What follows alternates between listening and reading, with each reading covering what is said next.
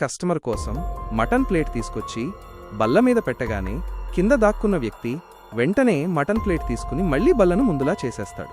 బల్లను అలా కట్ చేసి దానిపై ఆకుపచ్చ గుడ్డ వేశాడు కాబట్టి కస్టమర్కు అస్సలు తెలియదు. ఇతను తన చేతివాటం చూపిస్తాడు. రిమోట్ కారుపై పెట్టి రిమోట్తో ఆ ప్లేట్ను బయట గేటు వరకు పంపిస్తాడు. అక్కడ అతని కోసం ఇద్దరు మనుషులు ముందే వేచి ఉంటారు. వాళ్ళు వెంటనే ప్లేట్ తీసుకుంటారు. ఇప్పుడు రొట్టెల కోసం ఎదురు చూస్తున్నారు. అప్పుడు ఈ కారును వెనక్కి తీసుకుంటాడు. అంతలో కస్టమర్ వెయిటర్ను పిలుస్తాడు. అప్పుడు వెయిటర్ రొట్టెలు తీసుకొచ్చి అంటాడు, సార్, మీకోసమే వేడివేడి రొట్టెలు తీసుకొస్తున్నాను. అప్పుడు కస్టమర్ అంటాడు, అరే, రొట్టెలు వద్దు, నా కర్రీ ఎక్కడికి పోయిందో చెప్పు.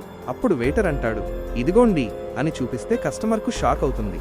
ఇప్పుడే కదా పెట్టాడు అని అనుకుంటాడు. అప్పుడు కస్టమర్ అంటాడు, మీరు మొహం చూస్తేనే దొంగలా ఉన్నారు. అప్పుడు అంకుల్ అంటాడు, ఏమి పిచ్చి పిచ్చి మాటలు మాట్లాడుతున్నావు, ఇంతలో రొట్టెలు కూడా మాయమైపోతాయి.